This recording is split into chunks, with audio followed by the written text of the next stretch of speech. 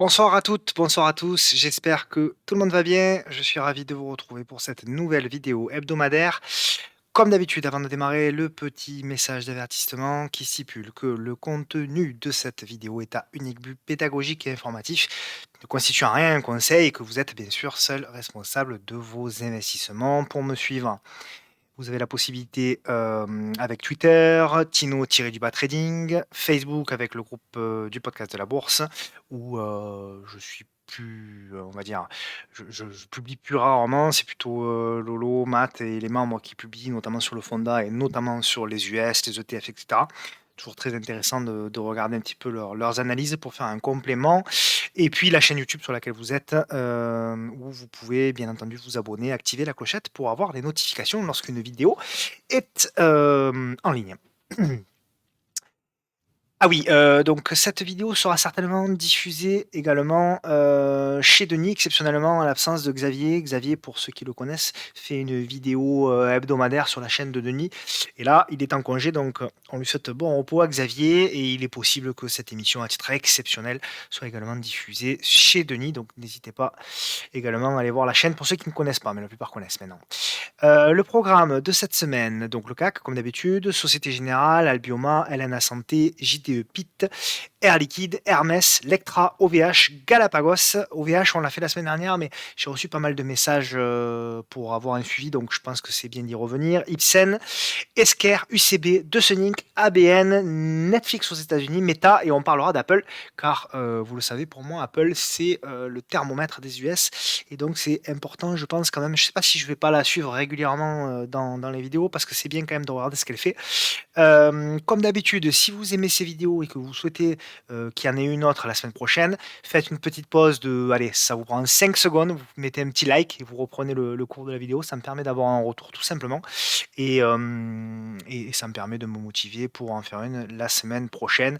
N'hésitez pas également, je vois qu'il y en a de plus en plus et c'est super, à mettre un commentaire sous la vidéo si vous avez des choses à rajouter, des compléments aux analyses que j'ai faites, même si je peux me tromper. Donc, bien évidemment, ça ajoute de la plus-value. Donc, n'hésitez pas à laisser un petit message sous la vidéo et merci encore une fois à tous ceux qui prennent le temps de le faire. On attaque avec le CAC, le CAC 40.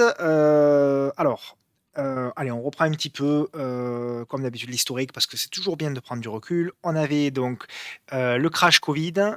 Ce crash Covid a généré un rebond, une première consolidation cassée par le haut, une deuxième consolidation très lente cassée par le haut suite à l'annonce du vaccin.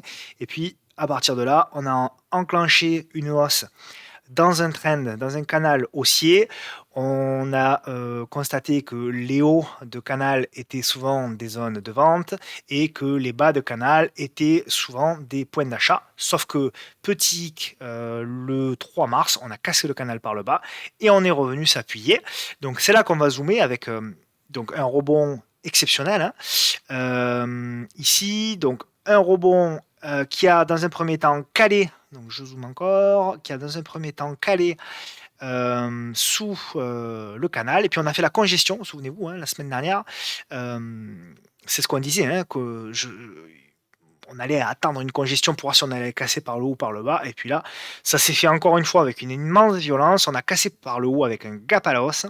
Et on est venu échouer pour le moment sur une zone très très importante qui est la zone des 6700 points.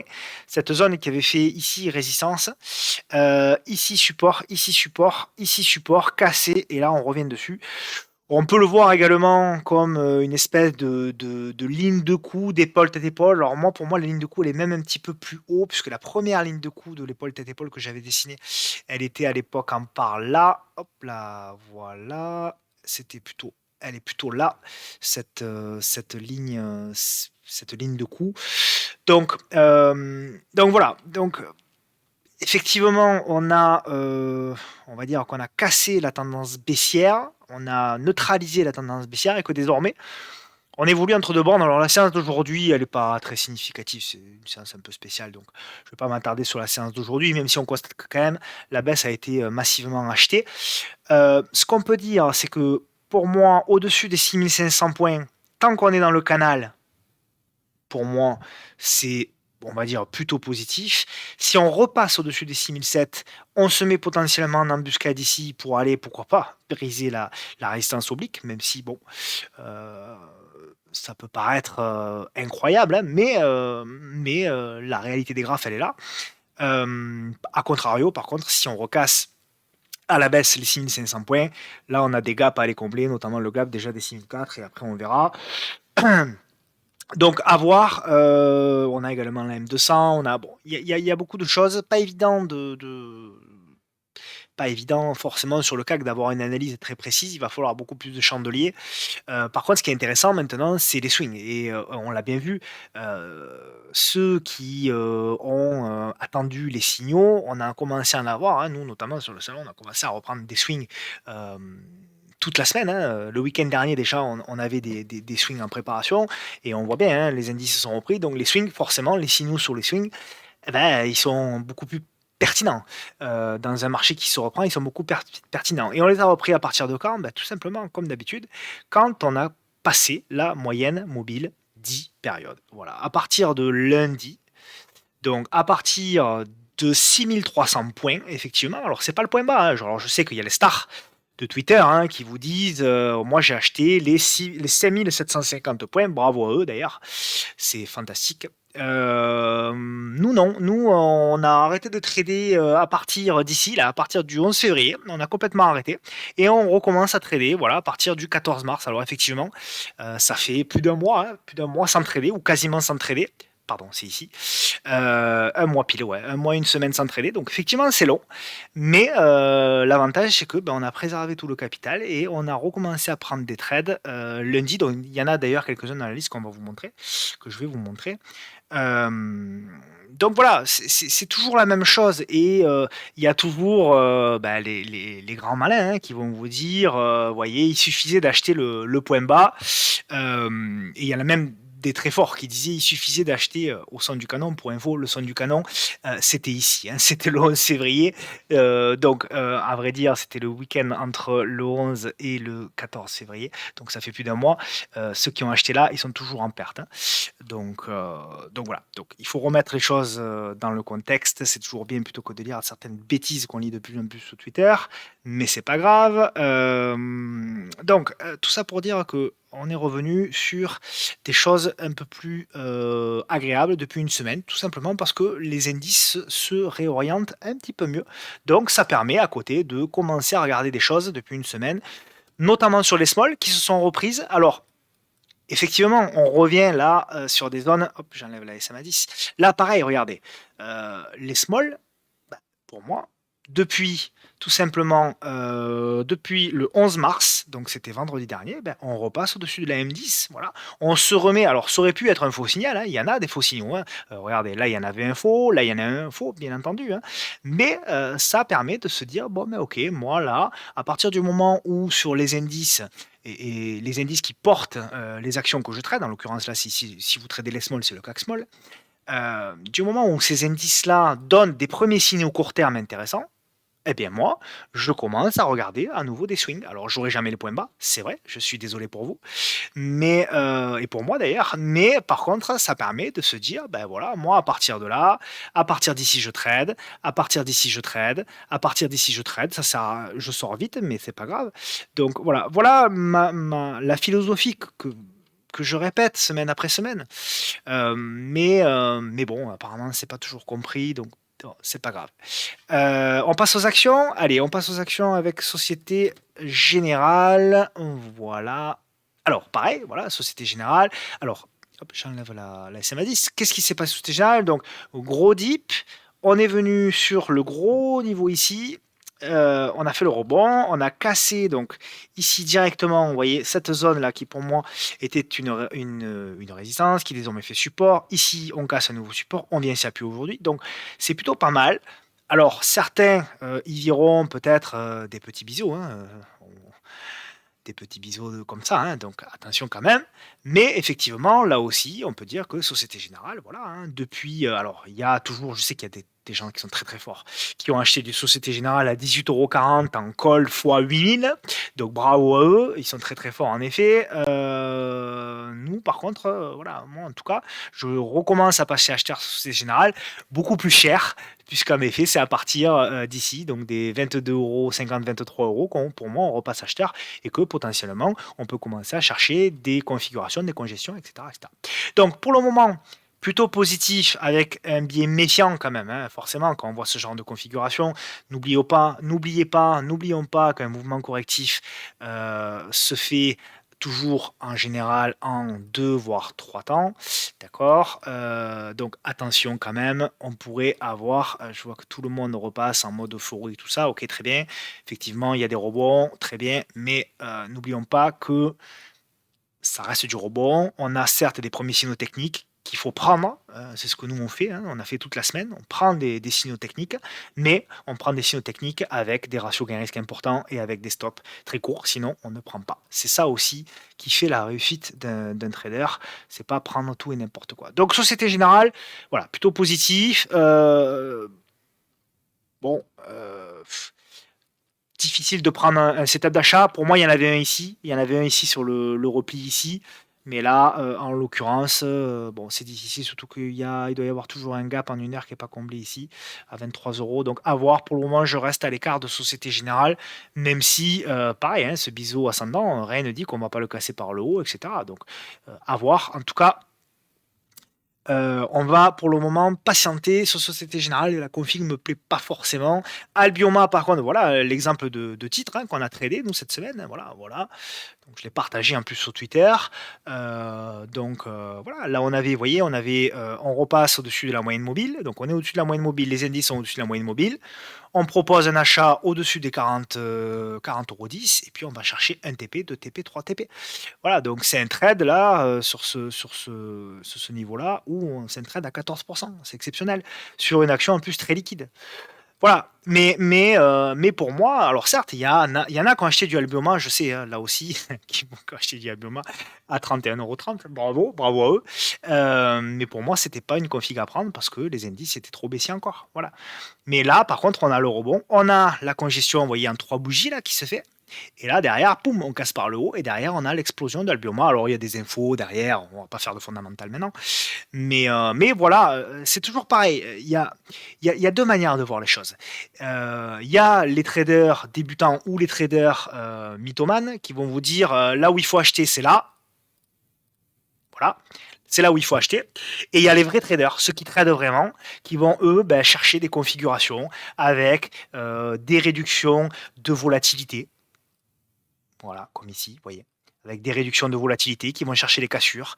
Comme ici, des réductions de volatilité qui vont chercher les cassures et qui vont vous dire le point d'entrée, c'était là, le point d'entrée, c'était là. Alors oui, c'est plus haut que les plus bas, on est d'accord.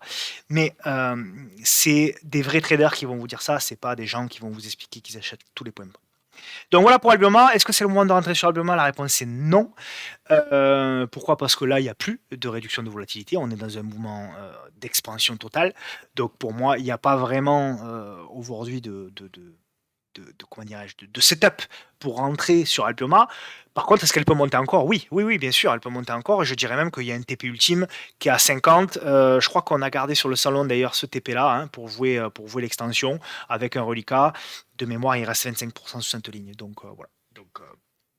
Donc voilà un petit peu le genre de setup intéressant. Elena, c'est pareil. Alors ça fait un moment que j'en parle d'Elena. Alors en l'occurrence, j'en avais parlé sur Twitter sur le double appui, souvenez-vous, qui était ici, le double appui ici. Et là, voilà, ce qui était intéressant. Alors j'en parle souvent de ce setup, le setup du faux breakout. Et là encore, il s'est réalisé avec donc une congestion qui se fait là. Voilà. Donc là, c'est typiquement le genre de choses qu'on peut trader. Hein. On peut trader la cassure, d'accord, ici. Et derrière, ce qui est très intéressant, c'est le faux breakout. Donc derrière, on a un faux breakout, d'accord, celui-là en vert. On réintègre et derrière, on fait ce que j'appelle du coup le vrai breakout. On fait la cassure ici. Et là, c'est vraiment généralement à ce moment-là qu'il faut rentrer. Alors il y a deux possibilités pour rentrer dans ce genre de trade. Soit on voit le faux breakout et on essaye de trader sur ce que j'appelle un VV. Un VV, c'est ça. Voilà, on rentre à la cassure du VV, ici, d'accord, qui est sous la zone de breakout. en première position. En l'occurrence, moi, c'est ce que j'ai fait sur Arena Santé, un tiers de position. Et ce tiers de position, on le double, on le triple. En l'occurrence, on le triple sur le nouveau breakout. Voilà. Et du coup, on a un prix qui est intéressant puisqu'on a un prix par là. Et après, on peut jouer l'accompagnement du mouvement. Alors pour moi, sur Arena Santé, sauf si, bien évidemment, comment dirais-je, les indices se mettent à dégringoler, mais pour moi, c'est très positif. J'ai un premier objectif qui est ici. Voilà, sur Elena Santé, premier objectif qui est ici à 38 euros. Après, ben écoutez, on verra, hein. Après, on verra. Un deuxième objectif. Qu'est-ce que j'ai? J'ai cette zone là, des 42 euros. Et après, ben, on ira chercher, comme d'habitude, hein, on ira chercher cette moyenne mobile à 200 si vraiment ça part. Voilà. Donc, ça permet, voilà, là, on a un stop déjà pour moi qui est ici. D'accord? On a un stop qui est ici. Alors, de préférence, un stop clôture, un stop mental, sous les 33,45 €. Et puis, on accompagne, on accompagne, on accompagne. Voilà, tout simplement, sur la santé, des choses simples. JDE Pit, alors ça fait un moment qu'on n'en avait pas parlé. Souvenez-vous pour JDE Pit, qu'est-ce qu'on avait joué? On avait joué ce mouvement-là, hein, souvenez-vous, le mouvement exceptionnel. J'ai repris une petite position, moi, en l'occurrence, sur JDE Pit. Voilà. J'ai repris une petite position à la cassure ici. Petite parce qu'il y a la M200 encore qui bloque. Donc, bon, voilà. Aujourd'hui, on voit que quand même il y a une mèche basse, donc ça a été racheté. La config me plaît pour jouer le deuxième effet qui se coule. Voilà, avec il y a un support, vous voyez ici oblique, 1 point, 2 points, 3 points, 4 points, pratiquement 5 points de contact. Donc plutôt intéressant. Après, ça reste baissier sur du long terme, mais je me dis, voilà, la config est intéressante. On a cassé cette résistance oblique là, voilà, qui était ici. Donc on se remet en embuscade, c'est un peu prématuré, mais voilà, une petite ligne, ça se tente. Donc moi, je l'ai tenté sur J2 Pit. Je ne l'ai pas partagé par contre sur le salon, celle-ci. Air Liquide. Alors Air Liquide, je reviens parce que j'avais proposé il y a pas mal de temps des zones d'accumulation. Voilà, alors j'ai rien touché encore une fois. Tout ce que je partage, j'essaye de rien toucher parce qu'après on vient nous dire on voit on fait la météo de la veille. Non, en l'occurrence, voilà, j'avais proposé 3 zones d'accumulation. J'avais proposé une zone d'accumulation ici, donc sur la zone des 145 euros, une zone d'accumulation ici sur la zone des 137. Et je sais que certains l'ont pris, puisque j'ai reçu aussi des messages en ce sens, donc j'y reviens, puisque certains m'ont demandé qu'est-ce que je dois faire. Alors, si vous avez fait la moitié de votre position ici, la moitié de votre position ici, logiquement, vous devriez avoir un prix aux alentours des 140, 141. Donc, vous êtes en plus-value aujourd'hui de 7-8%. C'est déjà pas mal sur Air Liquide. Donc, honnêtement, quand on fait un décalage comme celui-ci, je pense que c'est une zone d'allègement, une première zone d'allègement. Alors, il ne faut pas tout vendre, hein, mais peut-être que du coup, vendre la partie que vous avez achetée ici, 50%, ça peut être déjà pas mal voilà, pour se payer, hein, pour payer le risque tout simplement et pouvoir garder le reliquat. Et pourquoi pas reprendre, hein, reprendre si on y revient ou si on revient plus bas, donc pour refaire la même chose, le même plan, voilà. Ça permet tout simplement d'avoir un plan, non pas swing, mais même long terme et d'accumuler quand ça baisse sur des zones clés et d'alléger quand ça monte sur des zones un petit peu, voilà, quand on a réussi un premier mouvement et là on en a réussi. Alors c'est positif, hein, sur Air Liquide, on a cassé la résistance oblique et cetera, mais je rappelle qu'on est quand même sur le côté, sur la partie un petit peu haute, hein, de Air Liquide, du canal. Donc, alors je dis pas, hein, ça peut monter à 300 euros en ligne droite, hein, j'en sais rien, mais on est quand même plutôt sur la partie d'allègement sur ce titre-là. Voilà. Donc, je voulais revenir sur Air Liquide. Hermès, alors Hermès commence à devenir pas mal quand même, Hermès. Alors j'en ai parlé, j'ai parlé aussi de Eurofine Scientifique dans la semaine.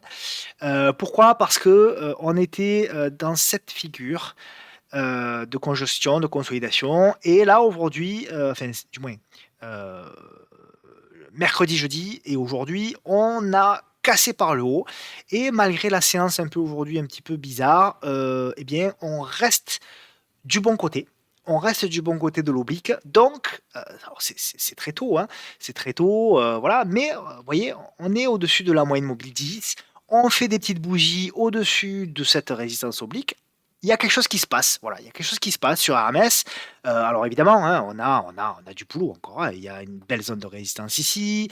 À contrario, il y a une belle zone de support. Donc on commence à avoir des indications sur Hermès très simple, en ce sens que là, on a effectivement des niveaux qui nous disent, voilà, tant qu'on est au-dessus des 1180 en clôture, on est plutôt du bon côté. Si on passe même au-dessus des 1250, on a pour moi clairement un signal d'achat sur AMS pour aller chercher quoi? Pour aller chercher la moyenne mobile à 200. Et puis ensuite, on a des zones d'objectifs, pourquoi pas, aux alentours des 1460. Donc voilà, on est sur des zones, alors c'est aussi court terme.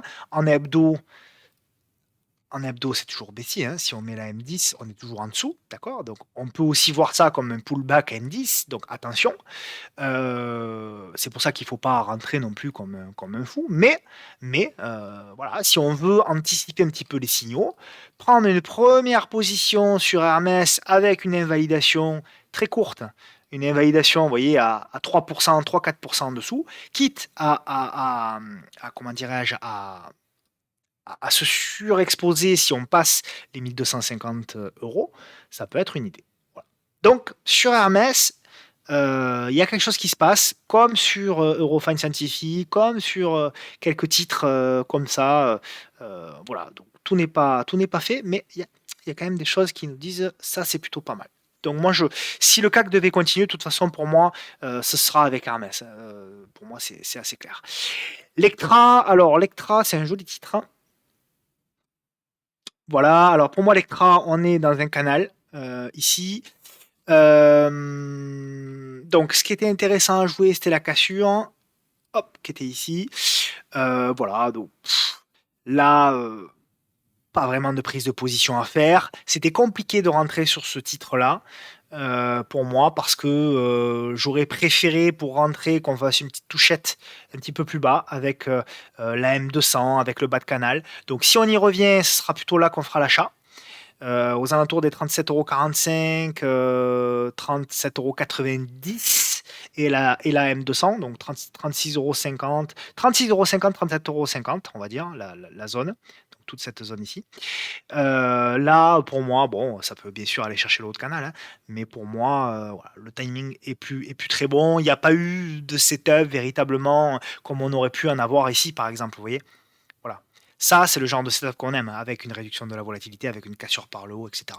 Mais là, bon, là pour moi, alors c'est positif, hein, là aussi, hein, on est au-dessus de la M10, voilà, le titre est très en tendance haussière, il y a aucun problème. Mais pour rentrer, voilà, pour rentrer avec un bon ratio gain-risque, bon, à voir. OVH, alors OVH, on en a parlé la semaine dernière, mais je voulais y revenir parce que je sais que ça intéresse beaucoup de monde, donc je reçois pas mal de messages. Alors, on en avait parlé quand on était ici. Voilà, donc moi je l'avais dit, hein, je l'avais annoncé sur Twitter, c'était ici même, c'était sur la bougie du 9 que je prenais une position. Donc là aussi, on ne pourra pas dire que je fais la météo de la veille. Le salon également est dessus. Donc on a fait un premier allègement, hein, puisqu'on avait pour moi une première zone d'objectifs qui était ici. Voilà, donc on a fait un premier allègement de 25% et on va garder le reliquat. Si on passe pour moi la zone de résistance ici, pourquoi pas accélérer avec un stop au PRU. Donc j'avais indiqué tout simplement que c'était un premier tiers et qu'il fallait éventuellement renforcer ce breakout ici des 22,74 €. Donc voilà, hein, le plan avait été donné à l'avance sur ce titre-là. Donc voilà, à voir si on fait un petit reflux, pourquoi pas si on fait un pullback sur les 22,50 €. Pour ceux qui ne sont pas rentrés, ça peut être une opportunité.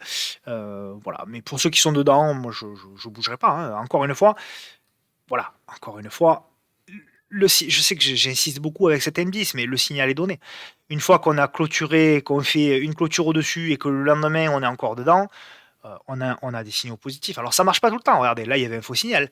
Là on avait clôturé au-dessus et puis derrière le lendemain, pouf, on a clôturé en dessous et puis derrière ça n'a pas tenu. Mais là quand même on voit que donc il n'y a pas de raison de sortir complètement de ce trade-là. Léger dans la montée, oui, pour prendre des bénéfices, mais sortir complètement de ce trade, la réponse est non. À ce stade, la réponse est non. Galapagos, alors celle-ci, moi je l'aime bien. Ça reste une biotech, donc ça reste dangereux. On a fait le pullback. Alors, on en avait parlé il y a un moment, je l'attendais, ce pullback, je ne l'ai pas pris. Je ne l'ai pas pris, je ne l'ai pas vu, à vrai dire. Je ne l'ai pas vu, donc dommage. Mais il y avait effectivement ce pullback-là. Il y a un truc potentiellement qui est à jouer sur Gala. Alors, elle est piégeuse, hein, elle fait des mèches, etc. Donc, il faut faire attention. Il y a un truc à jouer, c'est ça. C'est éventuellement la zone de résistance. Si elle casse par le haut, pourquoi pas tenter avec un stop sous la bougie d'aujourd'hui, un stop clôture sous la bougie d'aujourd'hui. Donc potentiellement, ça donnerait un stop d'invalidation sous les 55,60 € et comme objectif, eh ben, on irait chercher ce plus haut là, par exemple. Donc ça donnerait un stop de protection à 3,60, on va dire, en clôture. On irait chercher 6 et quelques en premier objectif. Pourquoi pas? Ça peut se tenter. Alors soyez raisonnable, hein, sur la taille de position parce que vous pouvez avoir des surprises. Il y a un gap quand même à combler, etc. Donc soyez pas foufou si vous prenez la position. Euh, Et puis ça reste une biotech, donc on est quand même dépendant de news. Mais en tout cas, le trade, techniquement, il se tente, pourquoi pas, au niveau de Galapagos. Ipsen. Alors, Ipsen, c'est un trade, hop, voilà, qu'on a proposé sur le salon. Hop là, désolé, j'avais fait quelques petits backtests. Je fais un peu de ménage. Voilà, c'est un trade qu'on avait proposé sur le salon. Alors, pourquoi on l'avait proposé? Donc, on avait une zone de polarité. Donc, moi, j'en parle depuis longtemps, hein, d'Ipsen. J'ai J'en parlais. Je sais plus quand, enfin, ça fait un petit moment. Oui, j'en parlais de ce ranch-là. Au départ, c'était ce ranch-là, ce repli ici. Voilà. C'était à partir d'ici que j'en parlais. Depuis, on a fait du chemin. Et puis, ce qui est intéressant, c'est qu'on avait cette zone breakout, on l'a cassé, on l'a. Et derrière, on est reparti à la hausse. Alors, j'avais des regrets parce que je ne l'avais pas vu. Il y avait pour moi un premier trade à prendre au-dessus de cette bougie-là. J'avais pas pu le prendre. Donc, j'ai attendu un petit repli avec ce doji-là pour proposer un achat au-dessus donc des 100,90 €. Au niveau de d'Ipsen, on est presque au premier TP. On a passé cette zone de résistance de breakout ici. Donc c'est plutôt pas mal. C'est plutôt intéressant. Donc à voir. Alors si vous êtes dedans, peut-être remonter le stop, hein, c'est une possibilité. Hop là, je fais un peu de ménage. Du coup, c'est une possibilité, hein, remonter le stop sous 100,90 € pour pouvoir annihiler le risque. Mais pour ceux qui n'y sont pas, voilà, ça peut être un peu tard, je pense, pour rentrer. Ou alors il faut attendre une congestion de quelques bougies pour pouvoir rentrer. En tout cas, franchement, techniquement, c'était vraiment très très propre au niveau de Ipsen. Esker, alors, j'ai pris une position, moi, qui est perdante d'ailleurs, pour le moment. Au niveau d'Esker, qu'est-ce que je suis rentré hier sur cette bougie-là? Euh, Au niveau d'Esker, donc pour le moment, légère perte sur ce titre-là. J'ai gardé parce que pour moi, alors, c'est très baissier, hein, c'est très baissier Esker, mais il y a quand même un quadruple appui, il y a une congestion, on a cassé la résistance oblique. Aujourd'hui, on pull back, quand même, on sauve la résistance oblique, donc quand même, c'est plutôt positif. Et on sauve en clôture la moyenne mobile 10 périodes. Voilà. Donc pour moi, le stop, il est clair sur Esker. C'est la bougie d'aujourd'hui maintenant qui pourrait donner le stop ultime. Le RR est excellent, hein, parce que pour moi, là, le RR, il est, voilà, on a un premier objectif ici à 216, un deuxième objectif ici à 226. Et ensuite, bon, on accompagnera, pourquoi pas la M200, pourquoi pas, bon, voilà. Mais voilà, pour moi, Esker, c'est une config qui se regarde, elle a été oubliée, elle est oubliée par le marché depuis un moment. Et pour moi, si la tech devait continuer à rebondir, je vois pas comment le marché se passera de Esker. Enfin, je peux me tromper, hein, bien sûr. Je peux me tromper, d'autant que les dirigeants ont acheté massivement les dernières semaines. Donc bon, certes, ça reste un titre cher, mais quand même, c'est un titre quand même qui a perdu entre les plus hauts et aujourd'hui 45%. Donc je me dis qu'au vu du ratio gain-risque, quand même, il y a peut-être un truc à faire sur Escar.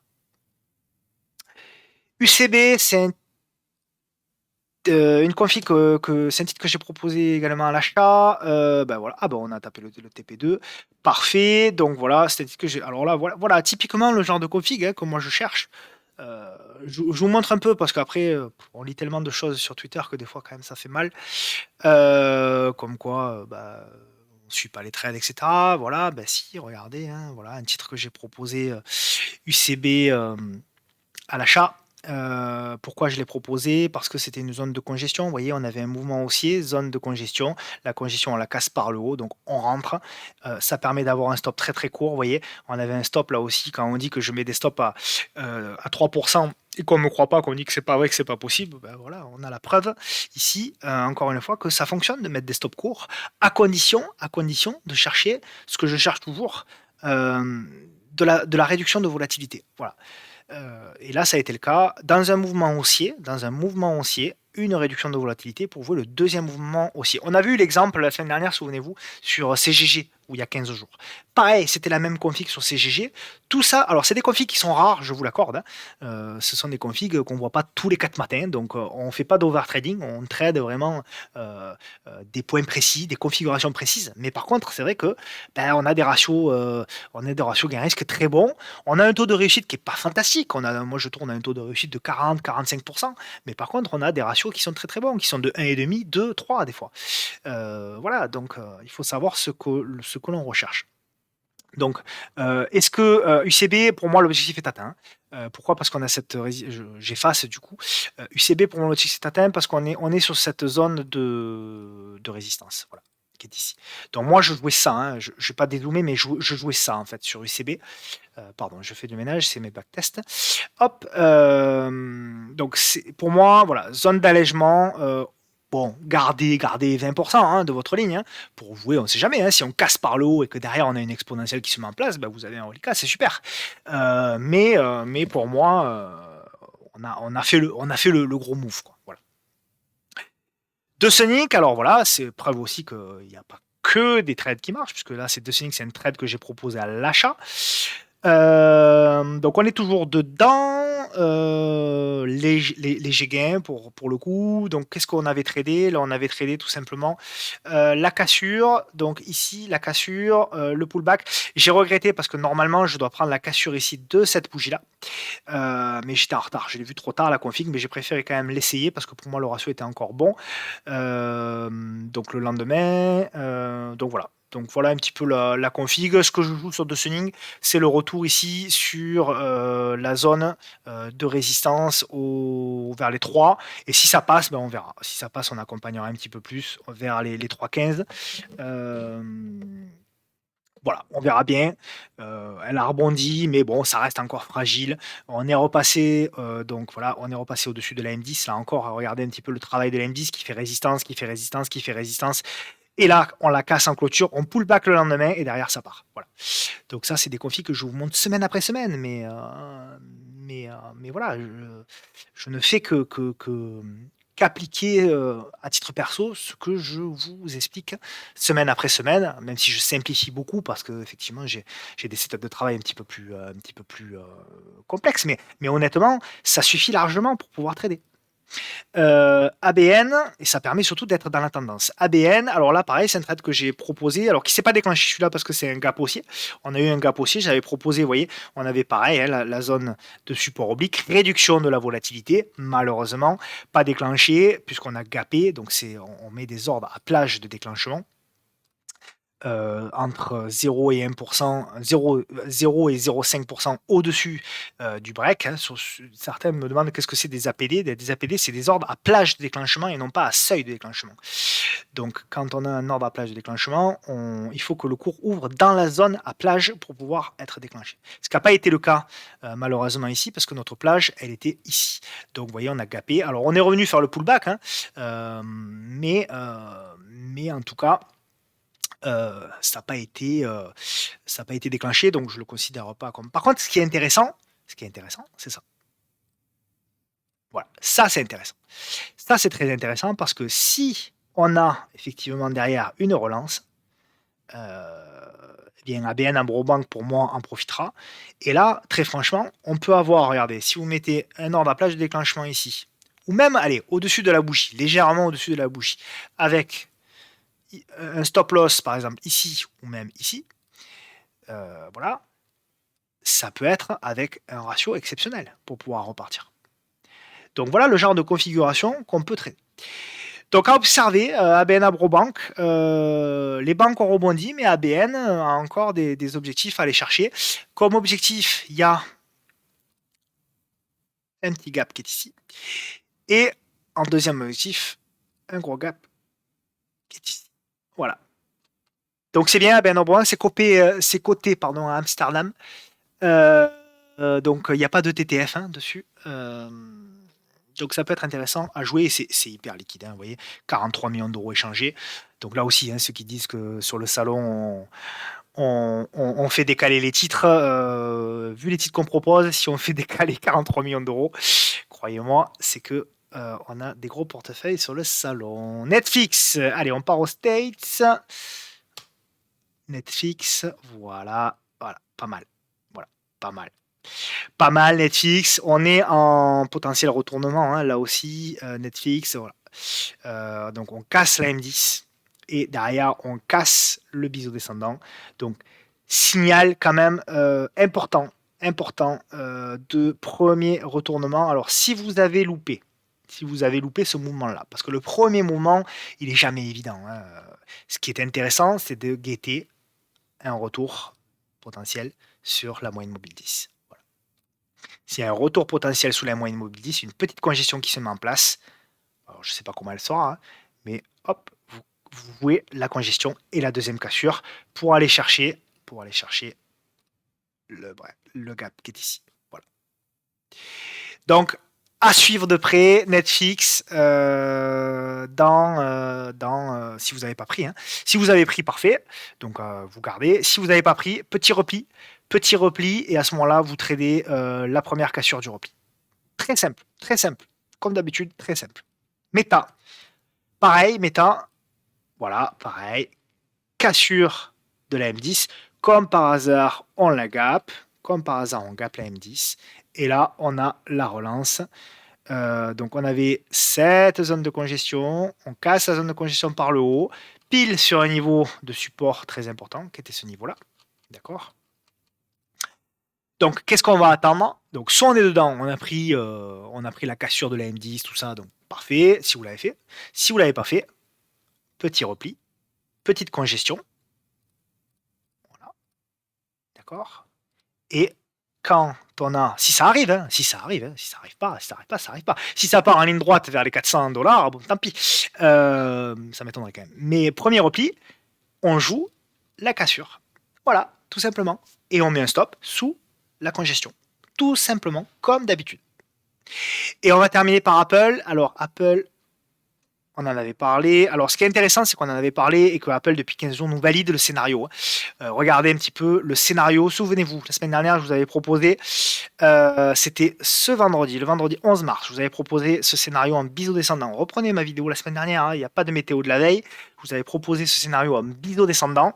Et je vous avais dit quoi? Je vous ai dit, il y a de très fortes chances qu'on rebondisse ici pour pouvoir jouer le mouvement, pour aller chercher cette résistance oblique et pourquoi pas si ça passe la résistance oblique du dessus. C'est très exactement ce qu'on a fait puisqu'on a rebondi sur le support oblique du biseau descendant et on a rebondi. On est sur la première zone de résistance qui est à la fois, je l'ai laissé, souvenez-vous, l'ancien support oblique, d'accord, qui a été cassé et pullbacké, plus la résistance oblique.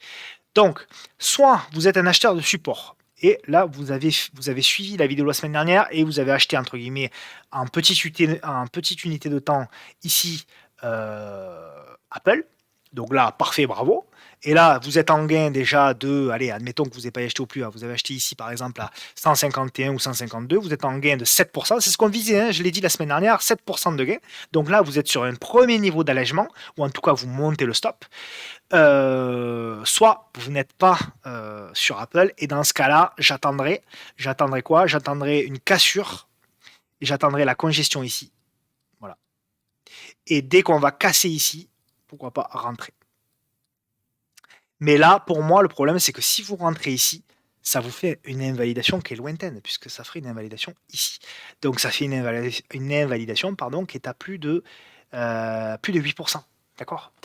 Donc pour moi, voilà. En tout cas, sans parler de trading, en ce qui concerne Apple, pour le moment, c'est toujours la même chose. On est pour moi dans un mouvement de construction. C'est neutre, d'accord, c'est neutre. On est dans la figure. Quelle sera la figure? Est-ce que c'est ce biseau, le petit biseau descendant là, ici, ou le grand qui sera jugé, par le marché? Je sais pas, donc on va encore observer Apple. Voilà, c'en est, fini pour cette vidéo. J'espère qu'elle vous aura plu. Si c'est le cas, n'oubliez pas de laisser un petit like, un petit commentaire. Je vous souhaite un bon week-end et je vous dis, pourquoi pas à la semaine prochaine. À bientôt. Au revoir.